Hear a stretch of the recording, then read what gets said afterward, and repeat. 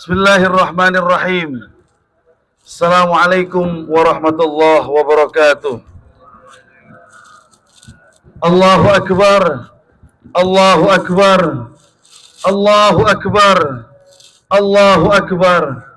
Allahu Akbar. Allahu Akbar. Allahu Akbar walillahil hamd. Allahu Akbar kabira walhamdulillahi katsira wa subhanallahi bukratan wa asila. La ilaha illallah wahdah sadaqa wa'dah wa nasara 'abdah wa a'azza jundahu wa 'azama al-ahzaba wahdah. La ilaha illallah wallahu akbar. Allahu akbar walillahil hamd. Ayyuhan nas, alhamdulillahi 'adada khalqi wa rida nafsi wa zinata 'arsyi wa midada kalimati. Ayyuhan nas, inna lakum ma'alim kama yaquluhu an-nabi sallallahu alaihi wasallam. Fantahu ila ma'alimikum fa inna lakum nihayat fantahu ila nihayatikum fa innal 'abda baina makhafatain ajil qad mada la yadri ma Allahu sani' bih wa ajil qad baqi la yadri ma Allahu qadin fi falyakhudhil 'abdu min nafsihi li nafsihi wa min dunyahu li akhirati wa min asy-syabibati qabla al-kibar wa min al-hayati qabla al-mamat fa wa nafsu Muhammad biyadi ma ba'da al-maut min musta'tab wa ma ba'da ad-dunya min dar illa al-jannah aw an-nar. Ayyuhan nas, ittaqullaha haqqa tuqatih fala tamutunna illa wa antum muslimun. Ma'asyiral muslimin, jamaah salat Idul Fitri a'azzakumullah. Sebuah kesyukuran bagi kita semua. Allah telah sempurnakan al-qiyam sebagaimana sabda Rasulullah sallallahu alaihi wasallam, "Man qama Ramadhana imanan wa ihtisaban, ghufira lahu ma taqaddama min dhanbi." Yang kedua, man shama Ramadhana imanan wa ihtisaban, ghufira lahu ma taqaddama min dhanbi. Yang ketiga adalah man qama Lailatul Qadri imanan wa ihtisaban, ghufira lahu ma taqaddama min dhanbi. Yang mendirikan puasa, yang melakukan qiyamul lail, yaitu salatul tarawih, juga yang melakukan qiyamul lail di asyrul awakhir, di 10 hari terakhir dari bulan suci Ramadan, kemudian dia menyempurnakan dengan i'tikafnya, maka Allah subhanahu wa ta'ala akan mengampuni dosa-dosanya yang telah lalu. Alhamdulillah, sebagaimana yang disampaikan oleh Rasulullah sallallahu alaihi wasallam telah kita sempurnakan. Namun Rasulullah sallallahu alaihi wasallam kembali menyampaikan, man shoma Ramadhana wa tabi'ahu sittan min Syawal, shoma shaumad dahr. Barang siapa yang menyempurnakan puasanya di bulan suci Ramadan, kemudian ia lanjutkan di 6 hari pada bulan Syawal, bisa urut langsung 2, 3, 4, 5, 6, 7 atau 2, 5, 7, 9 dan seterusnya bisa. Maka shoma shaumad dahr, sama seperti berpuasa 1 tahun penuh. Kenapa? Karena Rasulullah SAW beliau menyampaikan, kullu hasanatin bi asyri amthaliha ila 700. Seluruh kebaikan akan dilipat gandakan menjadi 10. Itu minimal, bahkan bisa sampai ke 700 kali lipat. Sebagaimana sabda Allah di dalam Al-Quran, A'udzubillahi minasyaitonir rajim. Bismillahirrahmanirrahim. Mathalul ladzina yunfiquna amwalahum fi sabilillah kamathali habbah anbatat 7 sanabil fi kulli sumbulatin 100 habbah wallahu yudha'ifu liman yasha wallahu wasi'un alim. Ma'asyiral muslimin, jamaah salat Idul Fitri tahiyatullahi alaikum jami'an. Pertanyaannya, bagaimana Idul Fitri pertama kali yang dilakukan oleh Rasulullah Sallallahu Alaihi Wasallam. Ma'asyiral muslimin, Rasulullah Sallallahu Alaihi Wasallam berdakwah secara sirran, jahran. Beliau lakukan pelan-pelan, diam-diam, kemudian secara terang benderang atau secara terang-terangan. Bahkan beliau di tahun ke-10 setelah mengalami amul huzn, beliau kemudian merasakan banyak penindasan. Bahkan umat Islam pernah mengalami apa yang namanya embargo dari Quraisy. Tidak saat ini saja orang-orang kaum Lantardo yang melakukan embargo terhadap umat Islam. Tapi sejak Rasulullah Sallallahu Alaihi Wasallam, Quraisy Makkah mengisolasi umat Islam. Diisolasi, orang Islam tidak bisa membeli apapun dari orang Quraisy. Begitu juga orang Quraisy tidak boleh menjual apapun kepada umat Islam. Sehingga umat Islam lapar. Al-ju', lapar. Kelaparan itu terus dirasakan oleh umat Islam. Bahkan saking terdesaknya ketika itu, Rasulullah SAW, sahabat-sahabat beliau itu harus memakan bekas gergaji kayu. Bapak Ibu sekalian. Bekas gergaji kayu yang kemudian halus, kemudian ditumbuk, kemudian dipanaskan. Supaya terasa seperti roti. Tapi ya tidak jadi roti. Karena apa? Di dalam yang beliau makan adalah kayu. Setelah selesai masa embargo, kemudian Rasulullah SAW melihat jika di suatu tempat yang dingin, mungkin hatinya akan sejuk orang-orang yang ada di sana. Maka hijrahlah beliau ke Taif. Ternyata Abu Lahab, Abu Jahal wa ala alihi wa ashabi sudah lebih dulu memberikan informasi kepada Raja Taif, sehingga Rasulullah Sallallahu Alaihi Wasallam harus dilempari dengan batu, diusir dan tidak diterima. Apa yang Rasulullah SAW sampaikan? Rasulullah tetap tegar, Rasulullah tetap kuat. Beliau bahkan berdoa untuk seluruh penghuni atau orang-orang yang ada di Taif supaya Allah berikan hidayah. Maka Jibril alaihissalam ketika mengatakan kepada Rasulullah, ya Rasulullah, jika engkau berkehendak, maka akan aku balikkan gunung-gunung yang ada di Taif ini untuk memusnahkan mereka semua. Tidak, wahai Jibril, bahkan aku mengharap seluruh masyarakat Taif kelak memeluk Islam. Maka alhamdulillah doa Rasulullah Shallallahu Alaihi Wasallam diijabah, sehingga seluruh penghuni Taif hingga saat ini semuanya Muslim. Ma'asyiral muslimin, tahiyatullah alaikum jami'an.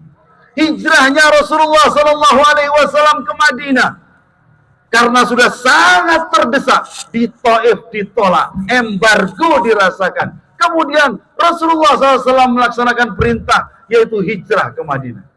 Sudah tenang di Madinah setahun setengah, 16 bulan, 17 bulan. Rasulullah ketika awal hijrah kemudian diperintahkan untuk sholat menghadap Baitul Maqdis. Tidak ada wahyu, tidak ada perintah, tidak ada larangan. Beliau menunggu sehingga beliau melihat ke langit, tidak ada petunjuk, nunduk lagi. Melihat lagi ke langit, kenapa aku harus menghadap Baitul Maqdis? Menunduk lagi. Sehingga turunlah wahyu. Allah Subhanahu wa taala berfirman, "Qad nara taqalluba wajhika fis sama', falanwalliyannaka qiblatan tardah, fawalli wajhaka syatral Masjidil Haram." Ila akhiril ayat. Ketika pertama datang perintah untuk salat ke Baitul Maqdis, Allah Subhanahu wa taala memberikan ujian kepada orang-orang Yahudi pada hakikatnya yang ada di Madinah. Karena Madinah yang dengan heteronya, ada Yahudi, ada Majusi, ada Nasrani dan lain sebagainya. Itu Allah memberikan petunjuk kepada Rasulullah dan memberikan ujian kepada orang-orang Yahudi. Apakah mereka ingin taat kepada ajaran Islam atau tidak? Yang ada Rasulullah SAW makin dicaci, dibilang pelin-pelan, dibilang ngawur, dibilang ikut-ikutan. Sudah tadi sholat ngadep Ka'bah, kok pindah ke Madinah, ikut-ikutan kita orang Yahudi, malah menghadap ke Aqsa. Maka setelah turun perintah, sudah jelas antara mukminun, munafikun, atau kafirun. Sudah jelas. Mukmin putih, kafir hitam, munafik yang abu-abu. Sudah jelas sebagaimana yang dijelaskan oleh Allah di dalam surat Al-Baqarah. Maka setelah itu, setelah hampir 2 tahun Islam dalam keadaan tenang, orang-orang yang ada di Mekah atau orang-orang Quraisy Makkah melihat umat Islam yang ada di Madinah kok adem ayem saja, kok Rasulullah semakin memberi pengaruh besar kepada umat Islam, masyarakat Madinah, orang-orang Yahudi, Nasrani, paling banyak Nasrani masuk ke dalam agama Islam, dan beberapa kabilah-kabilah yang ada di sekitar semakin berkembang umat Islam. Maka muncullah hasad atau dengki dari kalangan Quraisy untuk kemudian mereka memerangi umat Islam yang terkumpul dalam sebuah peperangan Badar. Bagaimana bisa 313 pasukan Islam? Karena Rasulullah SAW pemimpinnya langsung saat itu. Bersama Rasulullah 314 harus menghadapi 1000 pasukan. Satu pun dari 313 umat Islam tidak ada yang membawa baju perang. Satu pun dari umat Islam tidak ada yang membawa topeng perang. Bahkan tidak ada yang membawa pedang perang. Mereka hanya bawa biasa saja karena niatnya tidak ingin berperang. Tapi apalah daya, harus menghadapi pasukan tanpa persiapan. Kemudian Allah Subhanahu wa ta'ala memberikan perintah pertama kali melaksanakan ibadah puasa saat itu. Karena pada tahun kedua adalah tahun pertama dilaksanakan puasa. Tahun pertama umat Islam yang ada di dunia, yang ada di Madinah saat itu melaksanakan ibadah puasa. Puasa harus dijalani dalam kondisi berperang.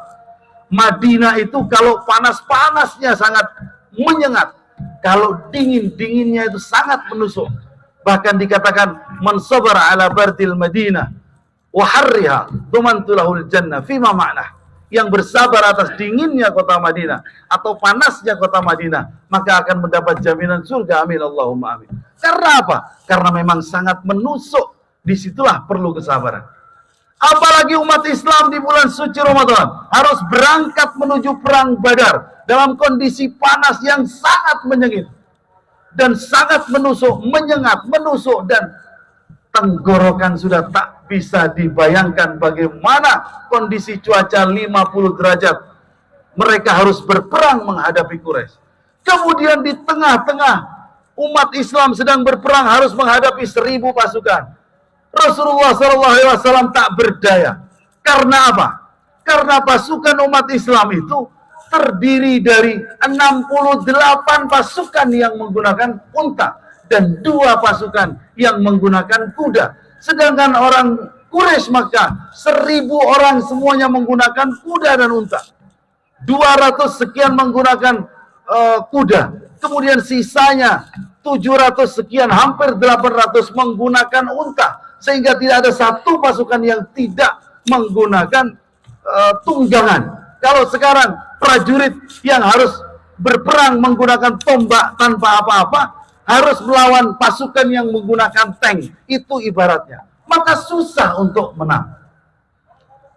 Di tengah-tengah Islam terdesak, di tengah umat Islam sudah mulai banyak yang menjadi korban. Rasulullah berdoa, kemudian beliau meminta, ya Allah, unsurna ya Rabb, unsurna ya Rabb. Tapi apa yang datang dari Allah saat itu, di tengah-tengah susahnya umat Islam harus melawan Quraisy Makkah dengan jumlah lipatan yang 3 kali lipat, dengan perlengkapan perang mereka yang sangat lengkap, umat muslim tanpa perlengkapan perang. Malah datang perintah untuk zakat.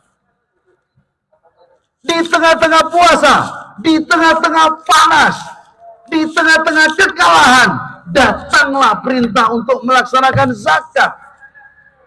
Rasulullah SAW tetap ikuti itu semua. Tapi apa daya? Lagi-lagi umat Islam terdesak dan umat Islam hampir musnah saat itu. Sehingga Rasulullah harus berdoa, ya Rabb, ya Allah, unsurna ya Allah. Fima ma'na. Dalam sebuah riwayat yang diriwayatkan oleh Imam Bukhari, fima ma'na, unsurna ya Rabb. Ya Allah, tolonglah kami, ya Allah. Karena jika engkau tidak menolong kami saat ini, lan tu'bada abadan. Jika tidak engkau tolong kami, ya Allah, maka tidak akan ada lagi yang menyembahmu, ya Allah. Karena aku Nabi terakhir. Umatku, umat Islam ini adalah jelas umatnya Rasulullah yang terakhir. Maka jika kami kalah dalam peperangan ini, kami akan musnah. Dan tidak akan ada lagi umat yang menyembahmu. Tidak akan ada lagi umat Islam yang menyembahmu, ya Allah. Maka datanglah pasukan Allah. Datanglah pasukan yang berlipat-lipat. Malaikat membantu. Kemudian dalam sekejap saja 3 jam Allah musnahkan. Sehingga pasukan Quraisy harus lari terbirit-birit. Dan Islam diberikan kemenangan. Maka kemenangan yang kita rasakan berbeda dengan kemenangan Rasulullah Sallallahu Alaihi Wasallam. Beliau menang setelah jerih payah sekian lama. Setelah sekian lama perjuangan panjang, 13 tahun ditindas, tambah 2 tahun diirikan lagi. Kemudian di detik-detik perang harus dengan perjuangan. Kita puasa hanya nikmat di kamar, menikmati AC. Masuk kantor AC lagi. Di sana melihat gadget, di sini buka laptop. Semuanya tidak ada merasakan kepanasan. Hampir kita tidak bisa merasakan panas. Suasana hujan, cuaca yang sejuk yang sangat mendukung, memberikan kenyamanan untuk tenggorokan kita dan memberikan kesejukan untuk hati kita. Semoga amal-amal ibadah yang kita lakukan di bulan suci Ramadan kelak akan Allah ijabah dan kita akan disandingkan bersama Rasulullah Sallallahu Alaihi Wasallam fil jannatil firdaus. Amin ya rabbal alamin. Ma'asyiral muslimin, tahiyatullah alaikum jami'an. Setelah kemenangan Islam, kemudian Rasulullah SAW melaksanakan Idul Fitril Mubarakil Awal. Beliau melaksanakan sholat Id yang pertama kali di Madinah. Euforia kemenangan, euforia kesucian, euforia fitrah yang dirasakan oleh seluruh umat Islam yang ada di Madinah. Semua berbahagia, semua bergembira, kecuali Rasulullah Sallallahu Alaihi Wasallam. Beliau bersedih dan beliau menundukkan kepalanya. Kemudian Abdullah bin Abi Quhafa At-Taim, beliau bertanya, nama asli dari Abu Bakar As-Siddiq, yaitu Abdullah bin Abi Quhafa At-Taim. Beliau mengatakan, ya Rasulullah, kenapa engkau bersedih ya Rasulullah? Kita telah berjuang 15 tahun untuk ini ya Rasulullah. Kita telah susah payah 15 tahun untuk menantikan hari kemerdekaan ini. Hari yang suci ini. Hari yang fitrah ini. Salat Idul Fitri yang pertama kali yang kita lakukan bersama-sama. Semua bergembira ya Rasulullah. Kenapa engkau bersedih ya Rasulullah? Apa jawaban Rasulullah? Laita Khadijah ma'ana. Laita Khadijah ma'ana. Wahai Abu Bakar As-Siddiq, bayangkan jika Khadijah berada bersama kita, menikmati kebahagiaan ini, menikmati euforia ini, merasakan Idul Fitri yang bersama-sama kita rasakan, yang penuh kebahagiaan. Khadijah habiskan hartanya untuk Islam. Khadijah pertama kali yang percaya terhadap ajaran yang aku bawa. Khadijah adalah orang yang pertama kali meyakini Iqra. Khadijah adalah orang yang selalu memberikan kekuatan untukku. Bahkan Khadijah bukan hanya menghabiskan hartanya. Khadijah bahkan ingin jasadnya pun dihabiskan jika aku terdesak. Maka itulah kekuatan Khadijah yang tidak bisa lepas di dalam hati Rasulullah Sallallahu Alaihi Wasallam. Maka ma'asyiral muslimin, tahiyatullah alaikum jami'an. Hari yang fitrah adalah hari yang sangat mulia untuk kita, supaya kita bisa memaafkan satu sama lain. Sebagaimana Rasulullah SAW, sebagaimana disampaikan oleh Sofia ibnah Huyai al-Akhtab, istri Rasulullah SAW, beliau mengatakan, famazal ya'tadiruni wa ya'tadiruni ila akhiri hayati. Apa kata Sofia? Rasulullah SAW, beliau itu selalu meminta maaf kepada aku. Wa ya'tadiruni, dan meminta maaf lagi kepada aku. wa ya'tadiruni, dan berkali-kali ucapan maaf beliau selalu ucapkan untukku, kata istri, ila akhiri hayati, sampai akhir hayat. Bayangkan jika kita dapat melaksanakan apa yang dilakukan oleh Rasulullah Sallallahu Alaihi Wasallam, khususnya kita wahai para pemimpin rumah tangga, kita mampu, kita berani, mampu, mau legowo untuk mengucapkan maaf kepada istri kita. Kalau sang istri atau wanita-wanita yang ada di belakang kita pasti akan selalu berada di depan untuk meminta maaf. Tapi itu tidak yang dilakukan oleh Rasulullah. Kenapa? Karena Rasulullah SAW memberikan contoh mulia kepada kita. Beliau selalu meminta maaf kepada istrinya. Khususnya sebagaimana yang disampaikan oleh Sofia ibn Tahwiyah al-Akhtar. Ma'asyiral muslimin wa zumratal mu'minin rahimakumullah.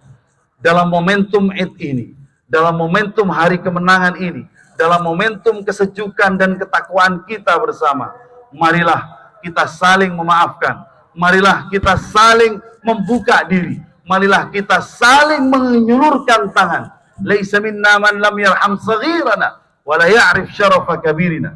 Bukanlah bagian dari umatku, kata Rasulullah sallallahu alaihi wasallam, yang tidak mencintai yang lebih muda. Wa la ya'rif syarafa kabirina, dan tidak tahu diri. Yang muda tidak tahu diri sehingga dia tidak hormat kepada yang lebih tua. Maka momentum ini, ayo kita ulurkan tangan kita untuk lebih dahulu meminta maaf kepada yang tua atau yang muda. Sehingga kemuliaan yang dirasakan oleh Rasulullah SAW juga kita rasakan. Dan surga yang abadi akan kita rasakan bersama. Amin, Allahumma amin. Marilah kita berdoa untuk seluruh umat Islam wal muslimin. Al-Fatihah. A'udzubillahi minasyaitonir.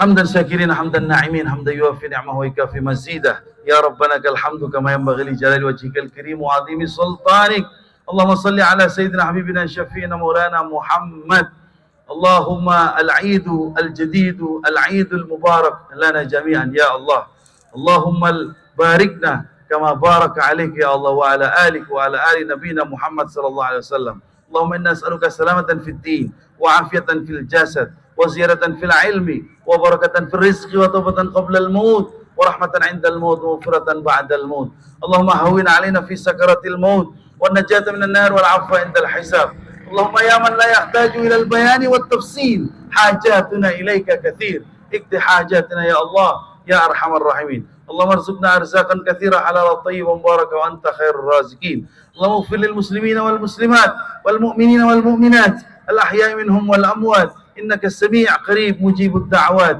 يا قاضي الحاجات اللهم اغفر لنا ذنوبنا وذنوب آبائنا وأمهاتنا وأزواجنا وذريتنا يا الله يا أرحم الراحمين اللهم ارزقنا أولادي والطلاب الصالحين النافعين الإسلام والمسلمين طائعين لأبويهم أحسن الخلق والخلق حافظ القرآن دوام الصحة والعافية طول العمر صبرهم كصبر أيوب النبي جمالهم كجمال يوسف النبي ملكهم وخزانة أموالهم كسليمان النبي طاعتهم في أوامر الله وصفاتهم في الصدق والأمانة والتبليغ والفطنة كمحمد صلى الله عليه وسلم ربنا آتنا في الدنيا حسنة وفي الآخرة حسنة وقنا عذاب النار وأدخلنا الجنة مع الأبرار يا عزيز يا غفار يا رب العالمين سبحان ربك رب العزة عما يصفون وسلام على المرسلين والحمد لله رب العالمين السلام عليكم ورحمة الله وبركاته.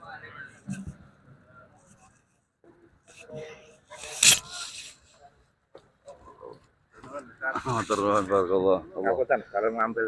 Oh, gini takut kelupaan. Nah, itu ambil.